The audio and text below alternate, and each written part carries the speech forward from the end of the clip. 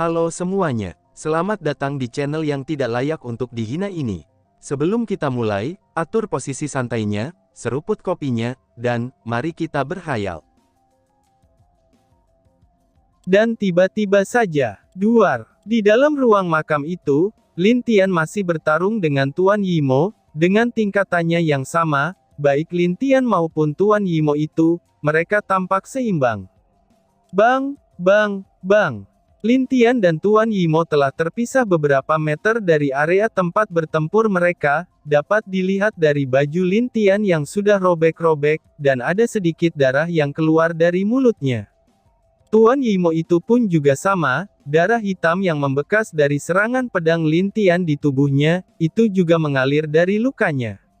Aku tidak menyangka, ternyata masih ada pemuda sepertimu. Jika kamu diberikan waktu, mungkin kamu bisa memusnahkan Yimo yang tersisa di dunia biru ini, ucap Tuan Yimo. Benua biru, gumam Lin Tian dengan bingung, apakah itu sebuah nama dari dunia ini, ataukah nama yang telah mereka berikan sendiri?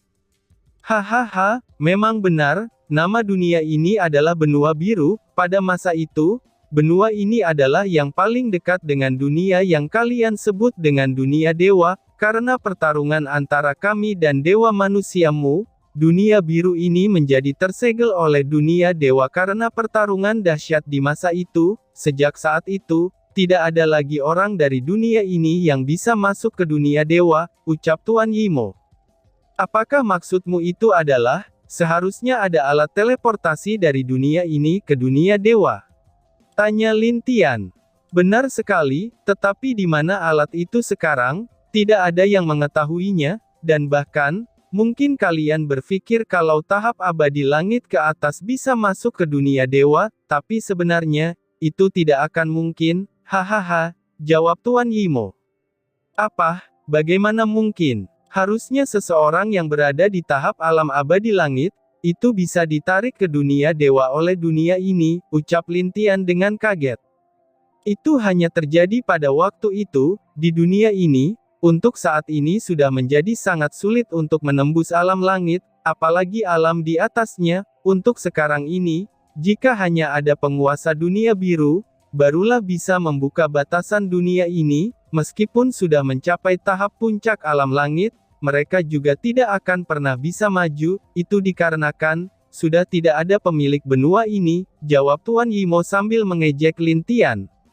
Itu tidak mungkin. Jadi maksudmu, walaupun dunia ini memiliki kultivator tingkat tinggi, tapi tidak akan ada orang dari dunia yang lebih rendah maupun yang lebih tinggi, untuk masuk ke dunia ini, dan itu berarti bahwa, dunia ini sebenarnya sudah terpisah dari dunia lain. Ucap Lin Tian dengan kaget. Hahaha, benar sekali, maka dari itu, kami para Yimo merasa sangat senang, karena tidak ada bantuan dari dunia dewa, itulah sebabnya kami akan menguasai dunia ini, dan menjadikan kalian budak kami, hahaha, balas Tuan Yimo sambil tertawa bahagia. Mendengar jawaban dari Tuan Yimo, Lin Tian menjadi sangat marah, bagaimana tidak, dia tidak menyangka kalau dunia ini yang dipanggil dengan nama dunia biru, itu sudah benar-benar terpisah dari dunia yang lain. Pantas saja dia merasa bahwa, kenapa tidak ada yang pernah naik ke dunia ini, walaupun dunia ini adalah dunia tingkat tinggi. Sial, teriak Lin Tian, hahaha, bocah, kamu akan segera mati, aku akan memberitahu namaku adalah Kapten Darah, ucap Tuan Yimo itu, yang memiliki gelar sebagai Kapten Darah. Aku tidak peduli dengan namamu, kamu akan mati di sini, teriak Lin Tian sambil maju dengan cepat ke arah Kapten Darah. Ush! Hahaha, majulah, teriak Kapten Darah. Bang bang bang. Di dalam ruang makam itu, Lin Tian dan Kapten Darah bertempur dengan gesit dan sangat kuat. Sampai 2 hari berlalu, mereka masih bertarung di dunia itu, sedangkan di luar makam, itu telah terjadi pemberontakan oleh Tetua Agung, dan juga beberapa orang dari Kekaisaran maupun Sekte tingkat 1. Pertarungan yang terjadi di luar ruang makam, itu telah menjadi pertarungan yang sama mengerikannya, banyak genangan darah di tanah, dan mayat-mayat berserakan di mana-mana.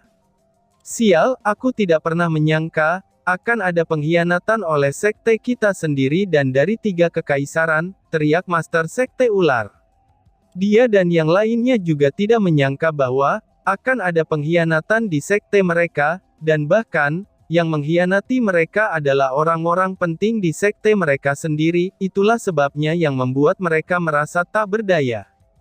Kalian jangan terlalu emosi, tenanglah dulu, kita masih bisa menang, dan tidak sepantasnya kita untuk maju terlebih dahulu, ucap Ding Xiaohou. Memangnya kenapa saudara Ding? Tanya Mu Zixi. Yang lainnya juga bingung dengan situasi yang sudah kacau seperti ini, tapi tetua dari Sekte Langit ini masih tetap tenang, dan bahkan tidak mengizinkan petinggi mereka untuk maju. Itu karena, musuh kita yang asli belum menampakkan dirinya, jawab Ding Xiaohou. Apa? Saudara Ding? Apa maksudmu? Tanya Mu Zixi yang terlihat sangat bingung. Mereka sudah tahu bahwa musuh mereka adalah para pengkhianat ini, tetapi kenapa tetua ini berpikir bahwa kalau musuh mereka yang sesungguhnya belum keluar? Jika aku tidak salah, mereka semua sudah menjadi Yimo, tapi kenapa hanya mereka yang muncul, dan bahkan hanya menyerang wilayah ini saja? Coba kalian pikirkan baik-baik, tanya Ding Xiaohou dengan tenang. Mendengar pertanyaan itu, lalu mereka segera memikirkannya, memang agak sedikit aneh, setelah semua, ternyata yang menyerang mereka hanyalah yang terlemah dari pemberontak, walaupun mereka sudah kuat karena menjadi Yimo, tapi mereka tetap masih lemah di mata mereka. Ini, benar sekali, sebentar lagi orang-orang itu akan keluar, dan aku yakin, sebelum Ding Xiaohou menyelesaikan ucapannya, dia berdiri dan mengerutkan keningnya sambil menghadap keluar. Mereka telah datang, bersiap-siaplah untuk bertarung, ucap Ding Xiaohou yang mengagetkan mereka semua. Siap, jawab mereka berdiri bersama, dan mengikuti Ding Xiaohou keluar dari tenda itu. Setelah berada di luar, mereka melihat ke arah langit, di atas langit, itu ada sekitar 20-an orang yang memakai baju hitam dan penutup kepala, tetapi ada juga dari mereka yang membuat para master sekte sangat marah, karena mereka tahu kalau orang-orang itu adalah orang yang menjadi dalang dari pemberontakan ini. Tetua Agung, apa maksudmu dengan semua ini? Tanya Master Sekte Ular. Hahaha, aku tidak ada maksud, maaf saja ya, Tetua Agungmu sudah lama mati, ini hanyalah tubuh yang aku tempati saja, balas Tetua Agung itu. Apa? Mendengar jawaban dari Tetua Agung, mereka semua langsung kaget. Jadi semua orang yang ada di sekte dan kekaisaran, itu benar-benar telah dijadikan budak oleh Yimo. Lalu sebenarnya mereka semua sudah lama mati, dan pada akhirnya dirasuki oleh Yimo itu. Hahaha, tidak perlu basa-basi lagi, Master memintaku untuk mencegah mereka, karena Kapten Dara akan keluar dari ruang makam ini, ucap pria berjubah hitam. Siap, hahaha, mari bertarung, teriak Tetua Agung. Semuanya, siap-siap untuk bertarung, jangan biarkan satu Yimo pun yang hidup, teriak Ding Xiaohou. Ush, mereka semua maju, dan pertarungan antara tahap alam abadi pun terjadi di langit. Ding Xiaohou bertarung dengan pria berjubah hitam yang memimpin tadi. Aku tidak pernah menyangka bahwa, tetua ketujuh sekte langit berada di tingkat 7 alam abadi, ucap pria berjubah hitam. Oh, aku juga tidak menyangka, kamu bisa melihatnya, akan tetapi, bukankah kita seimbang, balas Ding Xiaohou. Hahaha, majulah, teriak pria berjubah hitam. Lalu mereka pun bertarung habis-habisan di langit. Duar. Tempat itu menjadi sangat kacau, dan di mana-mana ada pertarungan yang sangat mengerikan, darah dan mayat pun berjatuhan dari langit, dan banyak suara ledakan dan teriakan di mana-mana. Habisi para Yimo itu, dan jangan biarkan mereka menang, teriak seseorang yang berada di sana.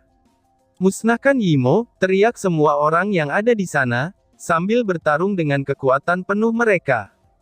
Di atas langit, pertarungan antara tahap alam abadi pun terus berlangsung, mereka yang bertarung adalah tetua ketujuh sekte langit, dan juga tetua pertama sekte es. Hahaha, kalian tidak akan bisa menang, lihat saja nanti, ucap pria berjubah hitam itu. Belum tentu, walaupun harus mengorbankan nyawa kami akan tetap melindungi dunia ini, balas tetua ketujuh. Lindungi dunia ini, yang lain juga berteriak sambil mengangkat senjata mereka ke arah para Yimo. Serang mereka semua, teriak tetua ketujuh. Serang. Bang bang bang. Di puncak gunung, ada seorang pemuda yang di belakang punggungnya ada sebuah panah, dan pemuda itu adalah Sukun. Hehehe, ternyata ada pesta yang meriah di sini, sebaiknya aku ikutan juga ucap Sukun. Setelah mengatakan itu, lalu dia mengambil panahnya, dan kemudian membidik ke arah langit. Panah pembunuh iblis, teriak Sukun. Ush! Panahnya langsung menembus ke langit, dan di saat itu juga, langit pun menjatuhkan hujan petir yang menyerupai anak panah. Orang-orang yang melihat itu langsung kaget, dan mencoba untuk menghindarinya, tetapi saat panah itu jatuh tepat di depan para Yimo, dan panah itu pun langsung menghancurkan mereka, semua orang tampak bahagia, karena mereka tahu kalau itu adalah Raja Panah yang telah membantu mereka. Hahaha, Raja Panah datang membantu kita, ayo serang mereka, kita tidak boleh takut, teriak salah satu dari mereka. Hahaha, kamu bisa melihatnya sendiri kan, keadaan bisa saja berbalik, bagaimana menurutmu? Tanya tetua ketujuh sambil baku hantam, lalu mundur beberapa langkah. Sialan, kenapa bocah itu muncul lagi, ucap pria berbaju hitam itu. Pasukan dari pihak manusia langsung bergegas maju, dan kemudian menyerang para Yimo itu. Mereka semua sangat membenci Yimo, dan manusia takut diperbudak oleh mereka, maka dari itu, mereka lebih baik mati di pertarungan daripada diperbudak oleh makhluk keji seperti Yimo. Bang bang bang bang. Tangan si sosok berjubah hitam itu pun terluka, akibat terkena serangan yang muncul. Lalu sosok Sukun muncul di depan tetua ketujuh, melihat pemuda ini, tetua ketujuh hanya tersenyum. Terima kasih anak muda, ucap tetua ketujuh, dia sudah tahu bahwa, baik Lintian dan anak-anak yang lainnya, itu tidak ingin mengungkapkan identitas mereka sekarang, jadi dia hanya berpura-pura tidak tahu siapa pemuda di depannya ini. Tetua Sekte Es yang tadinya juga sedang bertarung dengan salah satu Yimo yang selevel dengannya, ia juga menjadi agak kaget ketika mendengar ucapan tetua ketujuh. Mungkin dugaan Master Sekte itu salah, pikir Muziksi. Sekte Es dan Sekte Super lainnya mencurigai bahwa, 4 pemuda yang muncul sekarang ini, itu berhubungan dengan Sekte Langit, tapi melihat reaksi tetua ketujuh yang cukup terkejut, itu membuat pikirannya pun jadi mengerti bahwa, pemuda ini tidak ada hubungannya dengan Sekte Langit. Tidak perlu sopan, ini sudah menjadi tugasku, balas Sukun, tapi dalam hatinya, dia menjadi canggung, karena dia tahu kalau ini tidak pantas untuk membuat paman ketujuhnya berterima kasih seperti itu. Tapi dia sendiri juga tahu bahwa, itu dia lakukan demi mereka, karena dengan menyembunyikan status mereka, itu akan memudahkan pengalaman mereka, dan sekaligus mencari informasi tentang Yimo dan sekte lainnya. Raja Panah, kenapa kamu dan saudara bajinganmu itu selalu mengganggu rencana kami, teriak pria berjubah hitam itu. Oh, hahaha, karena itu memang sudah tugasku, kamu jangan marah begitu dong, hahaha, jawab Sukun. Sial, ucap pria berjubah hitam dengan kesal.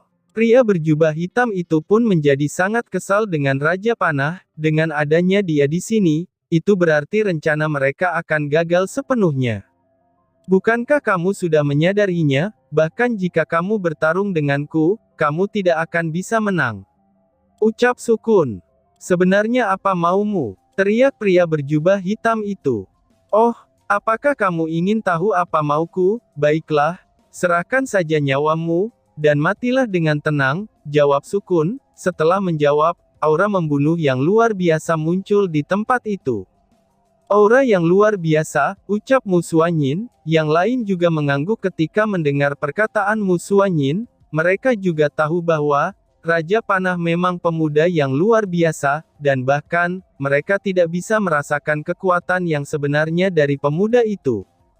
Sekarang matilah, ucap Sukun, dia menarik panahnya, dan langsung membidik pria berbaju hitam itu.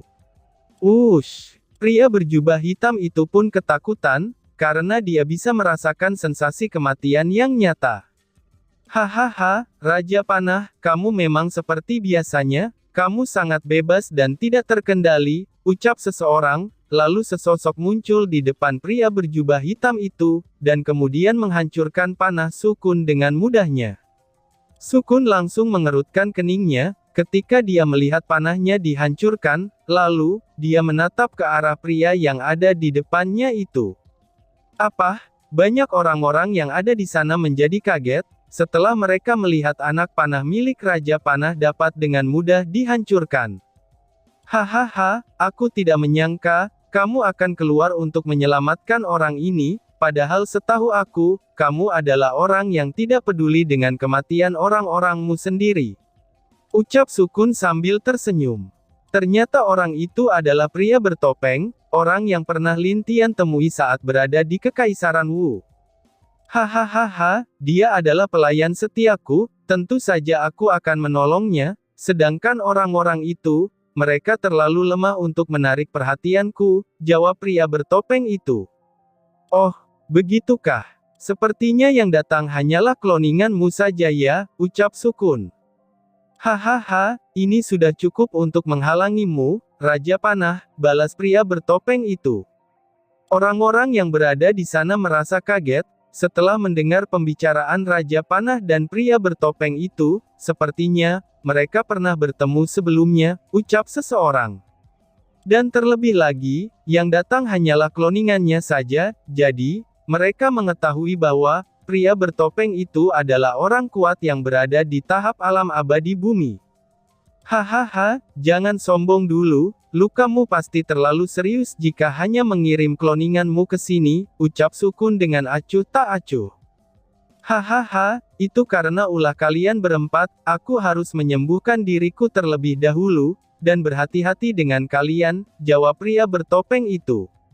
Ucapanmu benar juga, tetapi karena kamu punya keberanian untuk datang ke sini, itu berarti sesuatu yang berada di dalam ruang makam itu sangat penting bagi kalian kan? Tanya Sukun.